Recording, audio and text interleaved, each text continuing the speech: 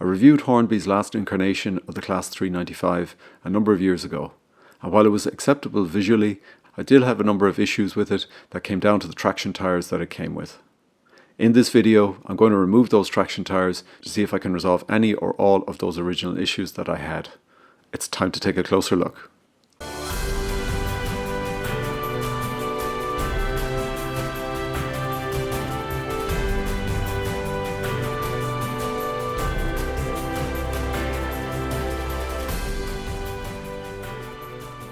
Okay, so let's take a look at the original issues I had with the R3813 Class 395 from Hornby.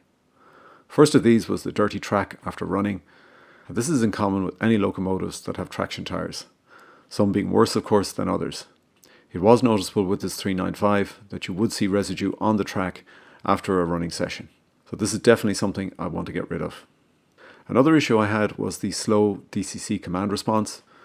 This basically means that when you issue a command from your DCC controller, it would take a number of seconds before the command was actually executed on the locomotive. And you see this in terms of a delay in response. So again, I'm putting this down to the traction tyres, and we'll see at the end whether this was the root cause at the end of the day.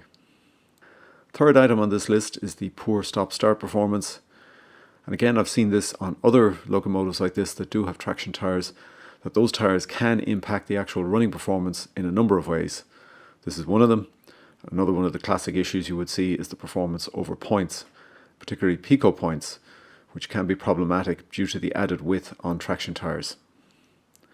One item I didn't include on this list at the time, because it was something I didn't measure in my earlier reviews, was actually the high-speed performance of the model. This model did not actually achieve its theoretical scale speed, coming in at about 100 miles per hour, as opposed to the 125 miles per hour that the original prototype can perform at. So this was another issue, not necessarily linked to the traction tyres, as the traction tyres would actually be a contributor to maximizing the top speed, and just a fundamental issue on the model from day one. The wheels that carry the traction tyres have a unique groove into which the traction tyre sits. Just removing the traction tyre without changing out the entire wheel will leave that groove in place, and it can now start cutting into and damaging our track. Because the two traction tyres on the Class 395 are located on the same axle, replacing them is going to be very straightforward, as it will allow us to swap out the entire wheel axle assembly in one go and avoid any potential issue with the original traction tyre wheels still being retained on the model and damaging the track. To replace the axle, we need to purchase the X6151, which contains a replacement drive bogie wheelset for the Class 395. It contains one drive axle with traction tyres and one without. We will be using the latter to replace our existing drive axle that contains the traction tyres.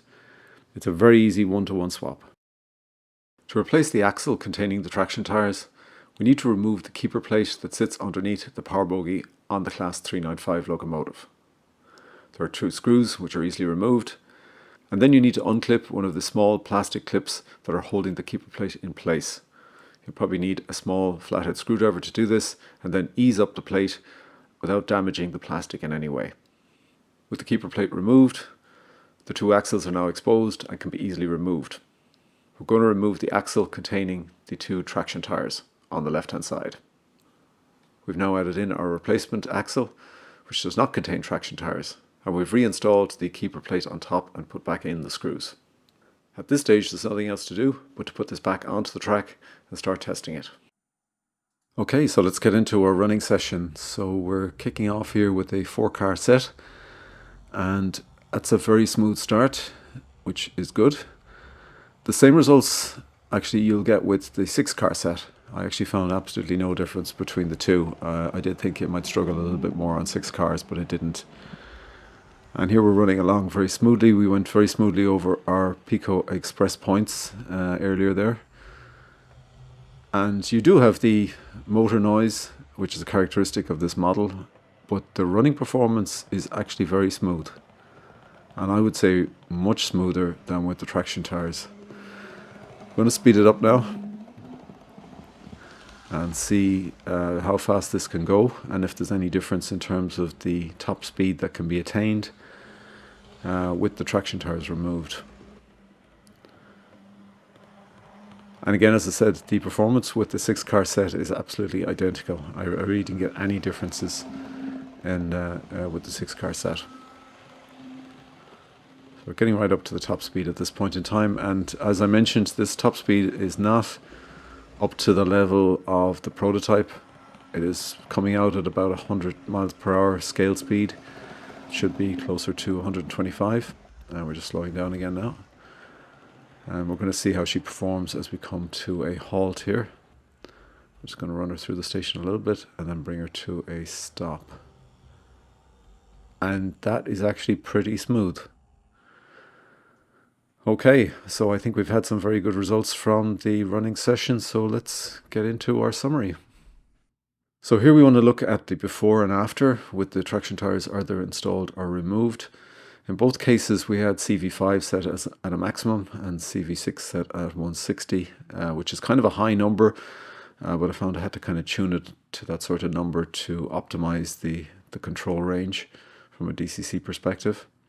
And all of this is under DCC. So we can see the numbers there with a 4-car set and with a 6-car set. And we're getting up to 114 miles per hour scale speed on the 4-car set. And it's actually the same with or without.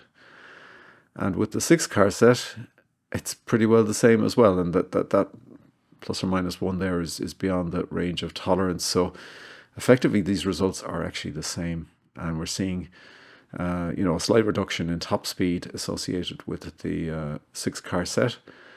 But apart from that, the performance between with or without the traction tyres is actually identical.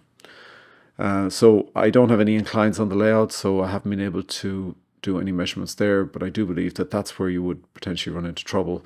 So if you are running with an incline or you've got something like a helix going to a fiddle yard, then you're probably going to be challenged with removing the traction tyres. It's something you can easily test because this is a very easy change to make. But I think you would probably want to check that out on your own particular configuration. The other thing to note here is that there's been no change in the weight of the power car, so I haven't added any ballast or weight to the power car, so they weigh identically for both cases.